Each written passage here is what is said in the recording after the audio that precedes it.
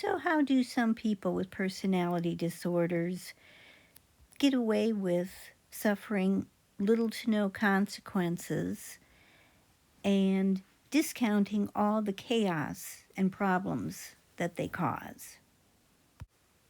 Well, if you're Amber Heard, then you continue with the narrative of I'm the victim. Well, hello, good people. Dr. Lund here. Well, news broke today that Amber Heard and Johnny Depp have reached a settlement agreement in their long, long court battle, where Amber will stop filing appeals and Johnny will stop filing counter appeals. My hunch is that the attorneys on Amber's team basically have recognized that there's no chance of her winning an appeal, or else, had there been a chance, I don't think that they would have wanted to go ahead and stop the process of working through an appeal. Although I'm pretty sure that Amber did not solo write this post. What I want to do is read through it and point out some of the tactics and strategies and methodologies I see her using in what she is saying in her post to make it look like she's almost doing Johnny a favor by deciding to settle. Amber's post starts off with, "After a great deal of deliberation, I have made a very difficult decision to settle the defamation case brought against me by my ex-husband in Virginia." Of course, she doesn't mention the fact that she lost that case. So, again, part of her strategies is and has been that she looks like she's doing Johnny a favor, as it appeared in court that she was always trying to protect Johnny and do things on Johnny's behalf and suffered this abuse. She then goes on to say, "It's important for me to say that I never chose this. I defended my truth, and in doing so, my life as I knew it was destroyed." Again, a hallmark of a personality disorder is someone who blames others and other circumstances for what is really their responsibility. She goes on to say, "The vilification I have faced on social media is an amplified version of the ways in which women are re-victimized when they come forward. Now I finally have an opportunity to emancipate myself from something I attempted to leave over 6 years ago and on terms I can agree to." And in a similar pattern that we've seen with Amber, she associates her being vilified on social media not because of her lies and the deceit that she demonstrated, but she connects it to other women who have gone through abuse and have told their stories, and they've been vilified. It's very similar to what she did with saying that she pledged or donated the money to charity, of trying to make herself look like she's passionate about and generous about something other than herself. But of course, that never happened. That's really what I associate this statement with. She goes on to say, "Now I finally have an opportunity to emancipate myself from something I attempted to leave over 6 years ago and on terms I can agree to." She makes it sound as if Johnny wouldn't let her go and kept pulling her back in, when in fact she was the one who wrote the op-ed which really precipitated this defamation lawsuit. She then states, "I have made no admission. This is not an act of concession. There are no restrictions or gags with respect to my voice moving forward." I think she was assisted and probably insisted on those statements where she doesn't accept any blame, she doesn't make any concessions that she lied during the trial or that she falsified pictures or made up stories about what had happened to her during the relationship. These statements are totally consistent with what she did during the trial, in that she never admitted that she did any wrongdoing. It was always in response to Johnny, or to try to keep Johnny safe or keep the monster away. It's the same strategy she's utilizing in this communication. In her continued attempts to blame others for her behavior, she then goes on to say, "I made this decision having lost faith in the American legal system, where my unprotected testimony served as entertainment and social media fodder." I don't quite understand or what she was expecting when she says unprotected testimony. That's public, and the public did not respond very well to her performance in her court case. Then she goes on and talks about, "When I stood before a judge in the UK, I was vindicated by a robust, impartial, and fair system where I was protected from having to give the worst moments of my testimony in front of the world's media, and where the court found that I was subjected to domestic and sexual violence. In the U.S., however, I exhausted almost all my resources in advance of and during a trial in which I was subjected to a courtroom in which abundant direct evidence that corroborated my testimony was excluded, and in which popularity and power mattered more than reason and due process." This seems to be the mountain of evidence that we heard about and even heard from her interviews after the trial that never appeared. And although there were issues with her team, her legal team, if there was evidence, I have no doubt that these folks would have ensured that that evidence would have been presented, and it wasn't, and so thus it didn't exist. I think another characteristic of Amber that fits in here with this statement about evidence is that Amber is a bridge burner. With her relationships that we saw during the time she was in the relationship with Johnny, none of those folks still were friends.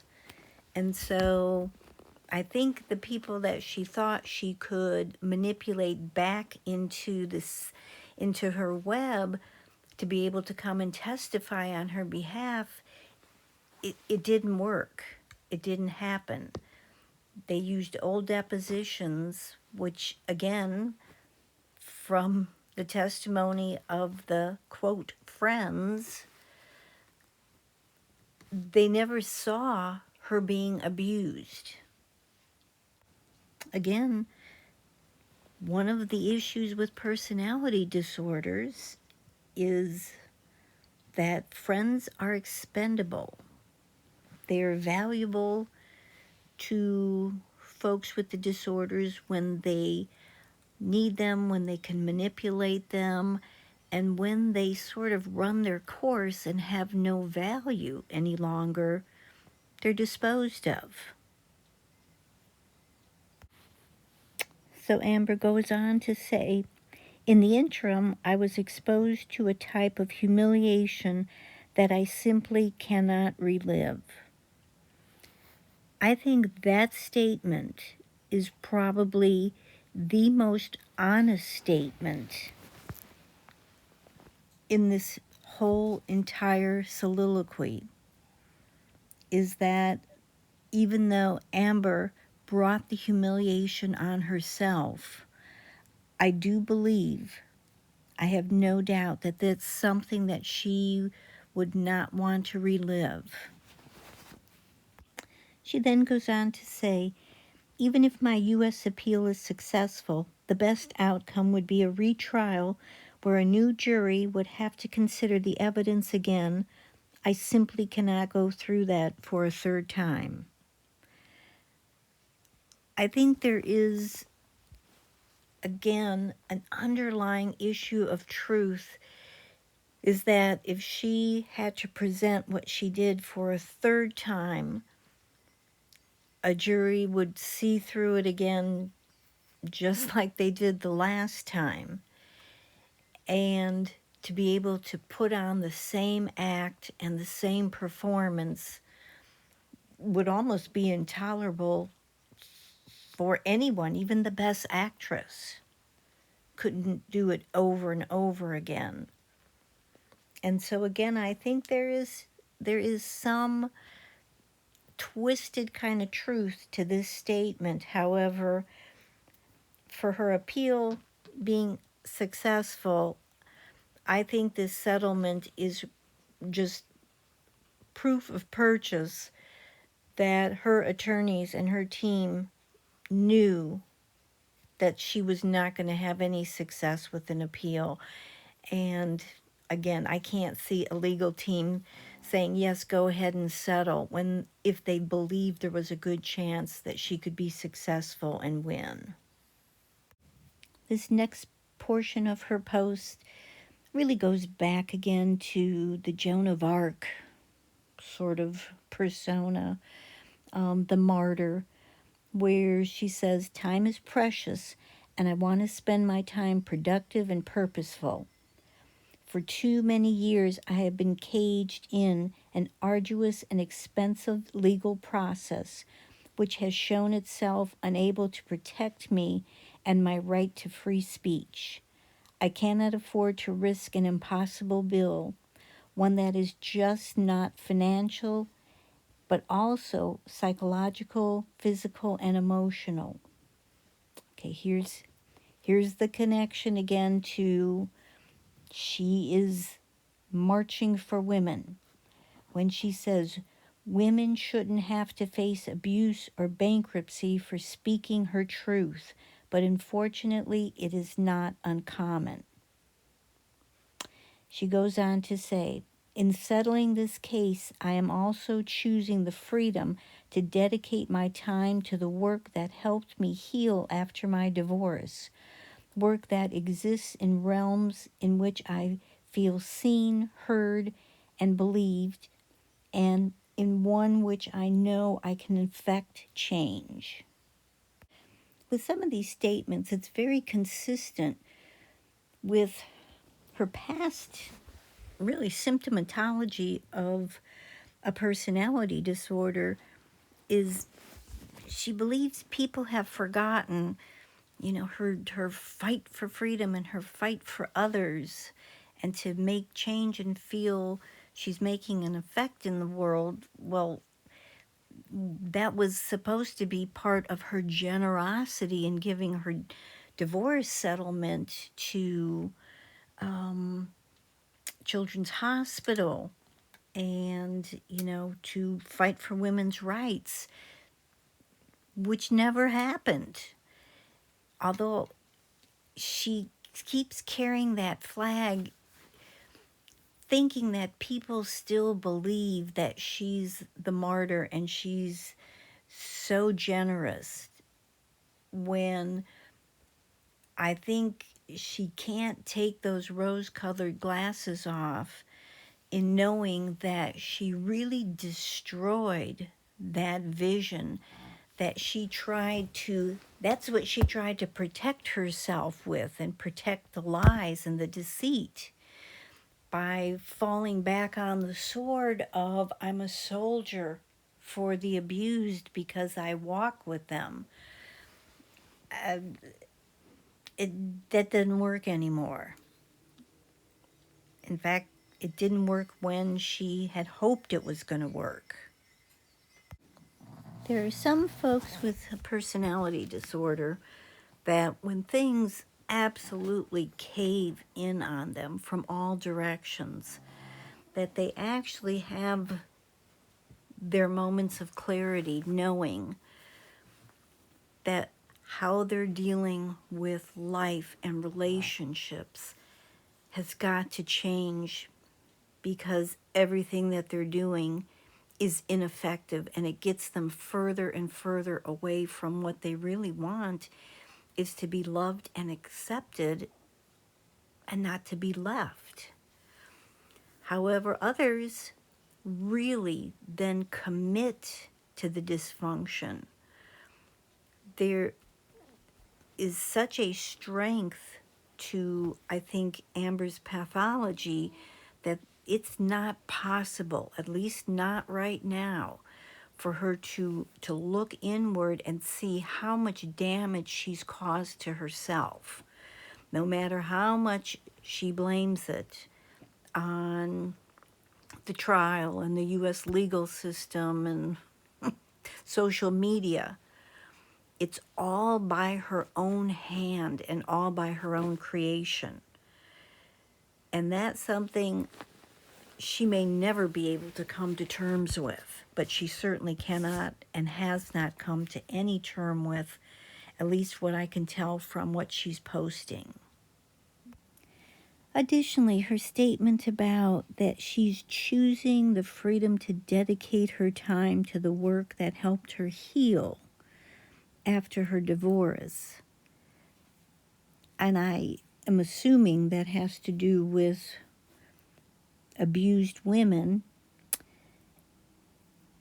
And the choosing part is, again, the contradiction. Amber's choice was to act and be an actress. Well, that seems to be something that's not going to come to fruition for this young woman because of all the negative publicity that on many levels she's brought on herself. And so she's what they would have called in the old days, and maybe they still do, box point. I can't think of the word. I got it. Box office poison. Many an actress and actor at some point during their career became box office poison, which means they weren't marketable. And if you're not marketable in Hollywood, you don't act.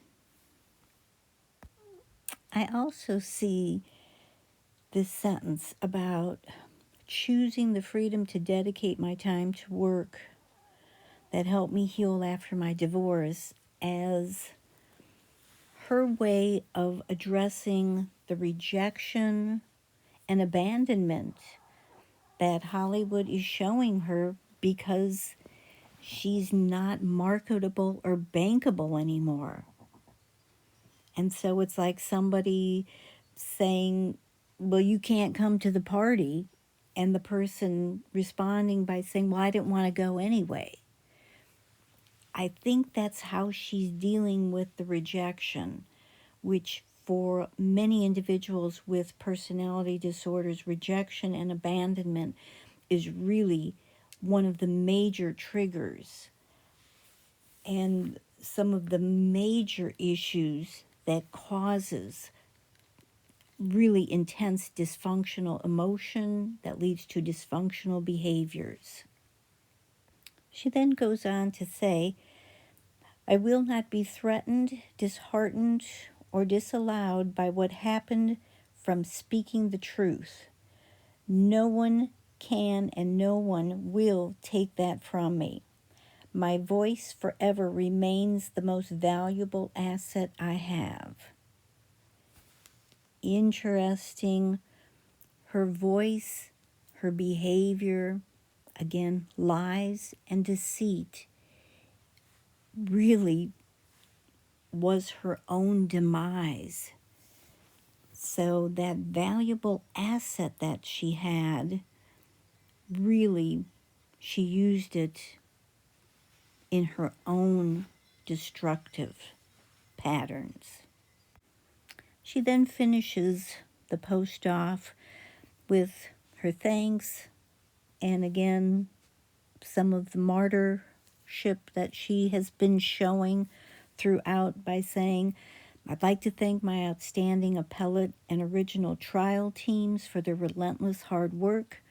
I want to thank everyone who supported me, and I turn my attention to the growing support that I've felt and seen publicly in the months since trial, and the efforts that have been made to show solidarity with my story. Any survivor knows that the ability to tell their story often feels like the only relief, and I cannot find enough words to tell you the hope your belief in me inspires, not just for me, but for all of you. Thank you. See you soon. Well, I basically think that this post regarding her settlement doesn't change anybody's mind. If you were in support of her, that will continue, and if you were not, that will continue. But my interpretation is this woman is so deep-seated in her pathology, and that with her patterns that we've observed and her behaviors and what she does in times of stress and how she manipulates, the only thing I can imagine is whatever she does next, she will burn bridges, she will use lies and deceit, she will continue to carry the flag of a martyr and a hero, and unfortunately, all of those strategies will not make her better and get her closer to what she craves, which is love and acceptance and not rejection and abandonment. Unfortunately, her dysfunctional behaviors only precipitates rejection and abandonment, because can you imagine what a high maintenance person this is? She will suck the energy out of folks and again burns bridges. There's a point in time where she just uses and abuses people to the point where they can no longer tolerate it, and then they become worthless and useless in her endeavor to further her own self. So I'd like to say that maybe this is the last Amber Heard video, but I have a feeling we haven't heard the last. And unfortunately, I think that there's still more destruction to come, which is unfortunate. But I thank you so much for staying and listening and watching. And please like and subscribe, and we'll see you on the next video.